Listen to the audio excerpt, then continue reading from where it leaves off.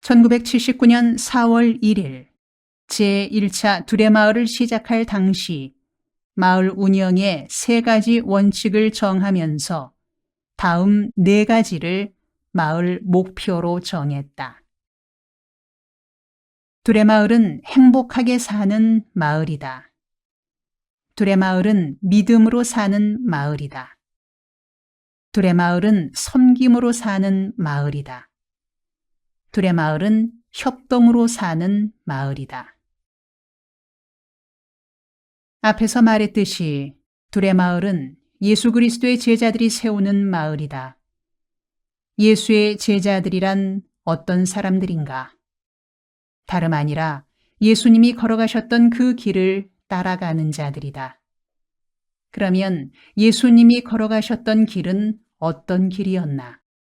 그 길은 인간을 참된 행복으로 이끄는 길이라 정의하겠다. 예수님이 본을 보이셨던 그 삶의 길은 우리들이 가장 인간답게 사는 길이요, 진정으로 인간답게 사는 길이기에 참 행복을 누리는 길이란 생각이다. 그래서 나는 예수를 믿는 신앙생활이 바로 행복을 누리는 생활이라고 정의한다. 쉽게 말해 예수를 제대로 믿으면 행복을 누리는 삶을 사는 것이다. 그래서 예수 믿는 것은 쉽고 즐겁고 행복해야 한다. 만일 누군가 예수를 믿는데 힘들고 짜증스럽고 불행하다고 느낀다면 그는 예수를 잘못 믿고 있는 것이다. 우리가 참된 크리스천이냐 아니냐를 판정하는 기준은 다름 아닌 행복을 누리며 살고 있느냐, 그렇지 못하느냐로 판정되어야 한다. 환경과 삶의 조건은 어려움에도 불구하고 예수님을 따르는 그것 하나만으로 행복을 누리며 살 수 있는 것이 성령 받은 사람들의 특징이다. 복음이 우리를 행복하게 하지 못한다면 아직 복음이 아니다. 어떤 이들은 신앙생활을 하면서 이 땅에서 슬프나 하늘에서는 행복할 것이라 한다. 그러나 땅에서 얻어지지 않은 행복은 하늘나라에서도 이루어지지 않을 것이다. 그래서 우리는 행복하게 사는 마을을 세워 불행에 빠져 있는 이들을 불러 모아 함께 행복을 나누고 누리는 공동체를 세워 나가자는 뜻에서 두레마을을 세운 것이다. 그렇다면 행복한 삶은 어디에서 비롯되는 것일까? 바로 믿음에서 비롯된다. 믿음이 행복하게 살아가도록 하는 원동력이다. 예수 그리스도에 대한 믿음, 그의 말씀에 대한 믿음, 그리고 그가 죽을 때까지 사랑한 인간에 대한 믿음이 사람을 행복하게 하는 바탕이다.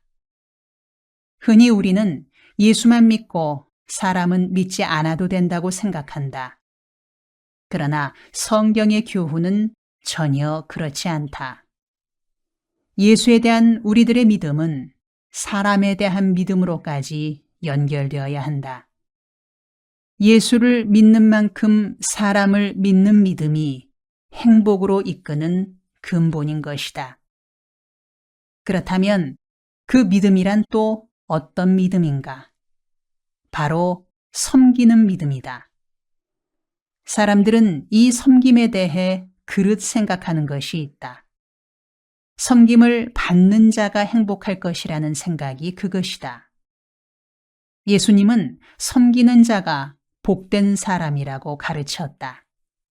그래서 우리가 행복을 누리는 믿음을 지켜나가려면 섬김을 받는 자가 아니라 섬기는 자로서 살아가야 한다.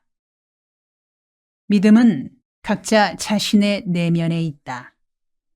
이 내면에 있는 믿음이 밖으로 나타날 때에는 섬김이 된다.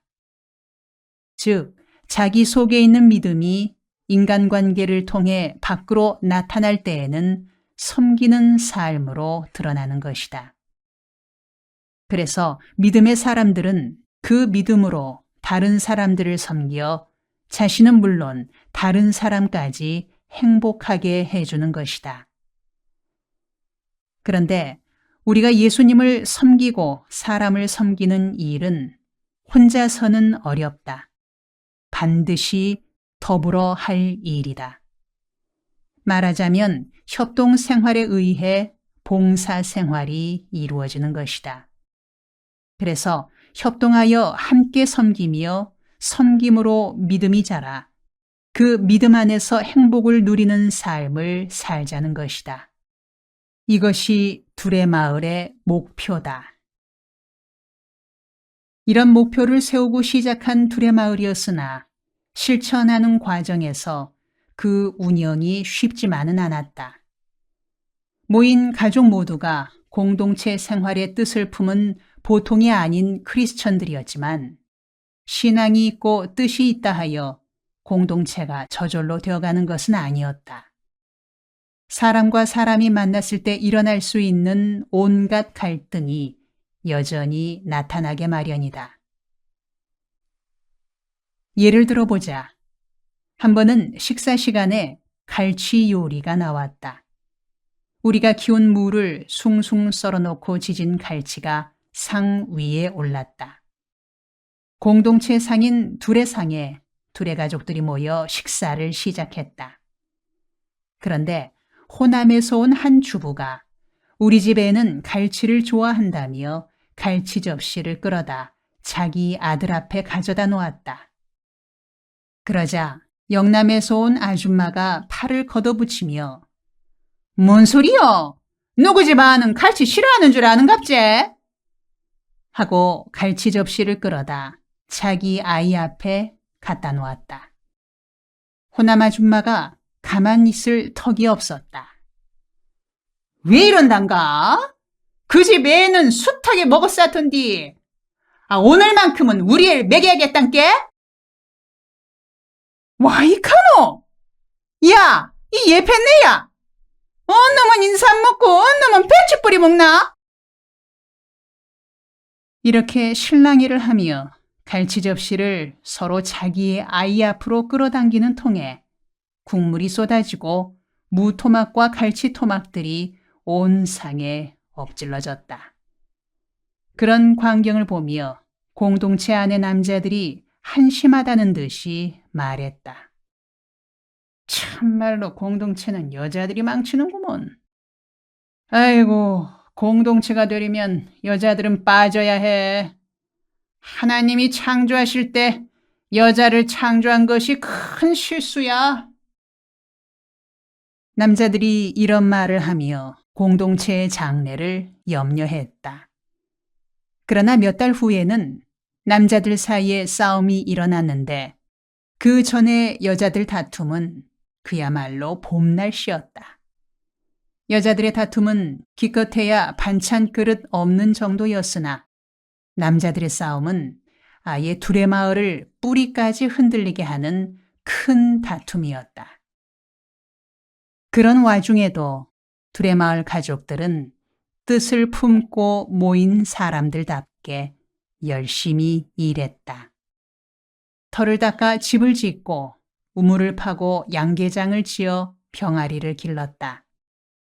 힘을 모으고 땀을 모아 잘 사는 공동체를 이룩하겠다고 그야말로 밤낮 없이 일하고 또 일했다. 그렇게 하여 닭과 돼지를 기르고 채소를 가꿨다.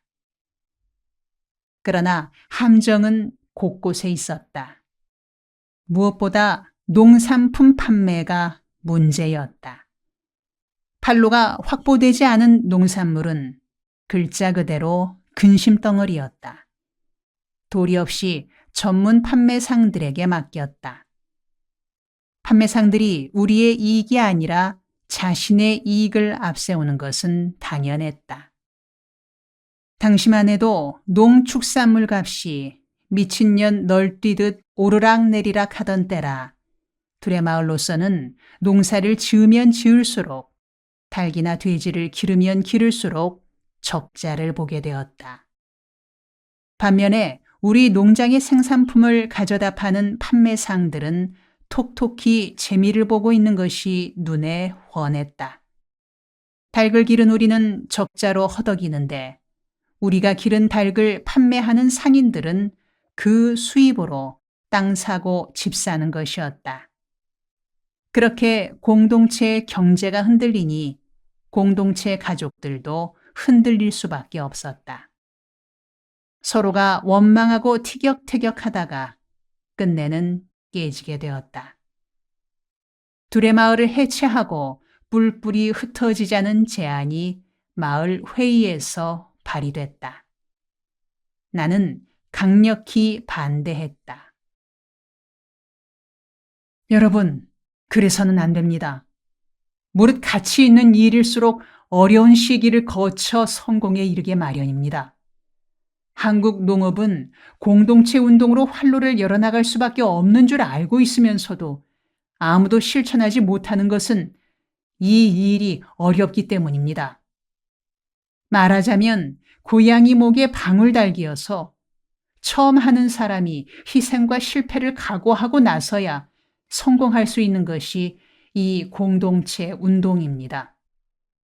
남이 하지 못하는 이 일을 우리가 하겠다고 나선 것은 은혜이자 축복입니다. 그런데 1년도 못 돼 잘 안 된다고 그만두려는 건 언어 도단입니다. 끝까지 밀고 나갑시다. 반드시 성공할 것입니다. 내가 열을 뿜으며 주장을 폈으나 그들은 이미 의욕을 잃고 있었다. 게다가 나를 원망하고 불신하는 마음이 가득 찬 상태였다. 그들 중 한 명이 화가 치밀어 말했다. 이 보시라요, 김 목사. 박태선 장로같이 우리를 꼬드겨서 이 지경으로 만들어 놓고 끝까지 그렇게 무책임한 소리를 할기요? 아니, 지금 나에게 박태선 같다고 말하는 건가요? 그럼 누구에게 말했겠어요? 그 너무 심한 말 아닌겨? 심하긴 뭐이 심하다는겨? 어? 우리가 누구 때문에 이렇게 오도가도 못할 지경에 빠지게 된 긴가요? 괜스레 잘 사고 있는 사람들을 온갖 가머니 이설로 꼬드겨 여기까지 오게 한 거야 아닌가요? 그랬으면 미안한 매임이라도 있어야지. 뭐 끝까지 해보자고요? 끝까지라면 어디까지가 끝이란게요? 물론 제가 잘했다는 건 아니지만 여기까지 나를 믿고 따라왔으면 그 믿음을 버리지 말고 끝까지 견뎌보자는 것이죠. 이 고비를 넘기고 잘 돼가면 언젠가는 내게 고맙다고 말할 날이 올 겁니다. 그러나 도끼가 올라있는 그들을 설득하려던 내 노력은 소용없었다. 끝내는 그들 중 한 사람이 화를 사귀지 못해 내 뺨을 후려쳤다. 나는 맞은 뺨을 슬슬 만지며 말했다. 내 뺨을 때려서 시원하다면 치십시오. 다만 좀 지나친 게 아닌겨? 뭐이 지나치다고? 이 속대로 한다면 다리를 분질러 놓고 싶은데 그래도 목살아서 잡는겨 참아! 그는 씩씩거리며 말했다. 주위에 둘러앉은 사람들의 얼굴을 하나하나 살펴보니 모두가 적개심을 품고 나를 보고 있는 것 같았다. 나는 슬며시 그 자리를 떠나 간척지를 걸으며 생각했다. 어쩌다가 일이 이렇게 꼬였을까? 하늘을 우러러 한 점 사심없이 일을 했건만 내가 하는 일은 왜 늘상 이렇게 복잡하게 되어갈까? 다음 날 우리는 다시 모여 두레마을을 해체하기로 하되 끝까지 두레마을을 지킬 사람은 남고 떠날 가정은 각자가 갈 길을 가기로 했다. 이것이 1979년 12월 어느 날의 일이었다. 결국 1979년 4월 1일에 시작됐던 제1차 두레마을은 열매를 거둘 만한 시간도 없이 12월에 해체되고 말았다. 두레마을이 해체되던 날, 나는 훗날 다시 일어설 때를 기약하며 제1차 두레마을이 실패하게 된 원인을 살펴 메모 형식으로 기록해 두었다. 그날의 메모를 보면 두레마을의 실패 원인은 다음 4가지였다. 첫째는 처음 두레마을을 시작할 때 충분한 준비가 없었다는 점이다. 세상사가 다 그렇듯이 충분한 연구와 토론, 준비와 협의 없이 졸속으로 시작했다가 급기야 실패하고 만 것이다. 둘째는 축산물 가격이 폭락했기 때문이다. 제1차 두레마을은 축산을 중심으로 계획되었던 마을이었다.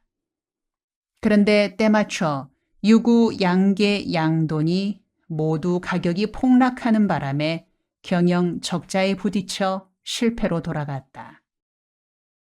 셋째는 두레마을을 지원해야 할 활빈교회가 소도입 사업 실패로 인해 여유가 없어 이들을 지원하지 못했다는 점이다.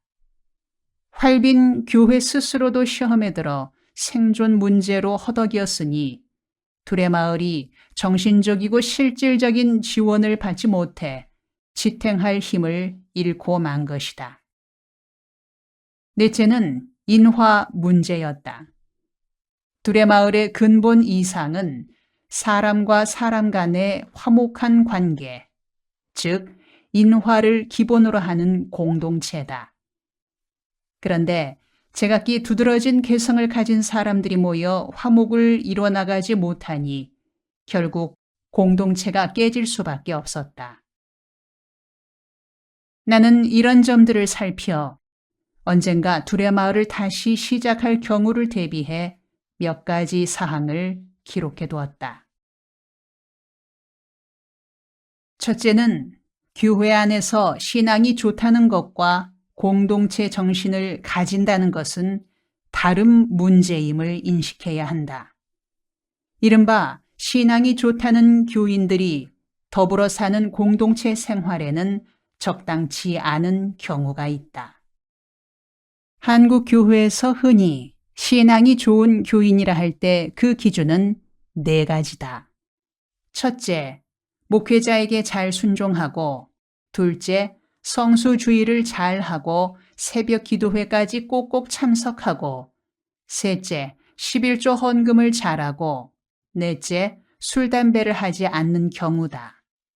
이런 사람을 두고 신앙이 좋은 교인이다, 모범 교인이다 일컫는다. 그러나 이런 기준으로 신앙이 좋다는 사람이 더불어 함께 사는 공동체에 참여할 경우 오히려 장애 요소가 되기도 한다.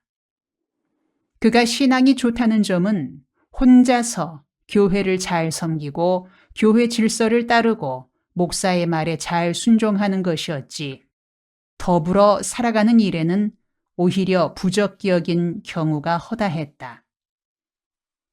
한국교회 교인들의 신앙 내용은 전반적으로 이 점에서 문제가 있다. 예를 들어 농촌에서 새마을 운동을 하느라고 온 마을 사람들이 마을 길을 닦고 하수도를 치고 있는데 신앙이 좋다는 교회 장로님이나 집사님들은 넥타이를 메고 성경 찬송을 들고는 작업하고 있는 주민들 곁을 지나쳐가면서 한 손을 치켜 올리며 할렐루야 하고 말한다. 그런 모습을 보고 마을 사람들은 화가 나서 말한다. 뭔 짓이여? 온 마을 사람들이 땀 흘려 일하는데 예수쟁이라고 일도 않고 지나가며 할렐루야인가 놀렐루야인가 개구리 같은 소리를 내는겨? 아이고, 너 그 길로 천당으로 직행해버려라. 좌우지가 예수쟁이들은 밥맛 없다니까. 그려, 나도 예수쟁이라면 기분이 잡쳐. 자식 나 예배당 보내면 사람 새끼 아니여. 교인들은 마을 사람들이 하는 말들을 귓전에 들으면서도 아랑곳하지 않고 교회로 향한다. 그래서 교회는 마을에서 고립되고 전도의 길은 좁아진다. 교인들의 그런 모습은 사회생활에서도 마찬가지다. 모처럼 회사 동료들의 회식에 참석할 경우 교인들이 술을 안 마시는 것까지는 좋은데 술 좌석에 앉아 얼굴을 파묻고 안주만 야금야금 먹어댄다. 그런데 실제로 비싼 것이 안주다. 술값에 비해 안주값은 몇 배로 비싼 편이다. 교인들은 그렇게 비싼 안주만 먹다가 계산을 치를 때는 정신이 말짱하니까 얼른 앞서 나가버려 얌체족처럼 얄밉게 행동한다. 그래서 회사 생활에서 기독교인들이 인색하다는 말을 듣고 융통성 없이 고지식하다는 평을 듣는 것이다. 이런 점들이 한국교회 교인들의 공통된 성격이다. 신앙이 좋다는 것이 예배당 안에서만 통하지 예배당 밖에서는 부적합한 것이 되어버린다. 나는 제1차 두레마을을 세우면서 이런 점에 대한 배려가 없이 그냥 신앙이 좋은 사람들을 모은 결과 불과 1년도 채 못 돼 두레마을을 해체하는 지경에 이른 것이다. 이런 점을 되새겨 다음에 공동체를 시작할 경우에는 공동체적 삶에 적합한 신앙을 지닌 교인들을 기초 멤버로 해야겠다는 생각을 했다. 제1차 두레마을을 통해 배운 둘째 교훈은 인간은 본성적으로 재산, 가구, 생활권, 즉 프라이버시 등에 대한 욕구와 집착이 매우 강하다는 사실이었다. 그래서 두레마을을 다시 시작할 경우에는 공동체 정신을 손상시키지 않는 범위 내에서 개인과 각 가정의 프라이버시를 지켜주고 생활 공간을 가능한 넓혀줄 필요가 있다는 생각이 들었다. 그래서 공동체에 공공 부분과 개인 부분에 대한 지침을 확실히 세워둘 필요가 있었다. 셋째로는 아무리 좋은 사상과 뜻도 실천 단계에서 제대로 관리되지 못하면 결과적으로 여러 사람들에게 피해를 준다는 점이었다. 레오나르도 다빈치가 승화되지 않은 진실은 허위보다 더 해독을 끼친다고 말한 것처럼 적합한 경영 능력이 뒷받침되지 않은 채 이상만을 실천하려 들 때 그 결과는 참여자 모두에게 피해를 주게 된다. 제1차 두레마을이 대표적인 예라 하겠다. 넷째로 외부 지원을 믿고 중대한 일을 시작해서는 안 된다는 사실이다. 어떤 일이든 기초 단계부터 마무리될 때까지 자립자조 자영의 원칙에서 기획되고 진행돼야 한다. 약속되었거나 기대되는 외부 지원을 믿고 일을 시작했다가 그 지원에 차질이 생길 경우 일 자체가 무너지게 된다. 따라서 애초부터 자립정신으로 시작하여 기도와 땀과 정성으로 쌓아 올려야 한다. 공동체 자체가 감당할 수 있는 능력의 한도 내에서 일을 시작해야 한다는 뜻이다.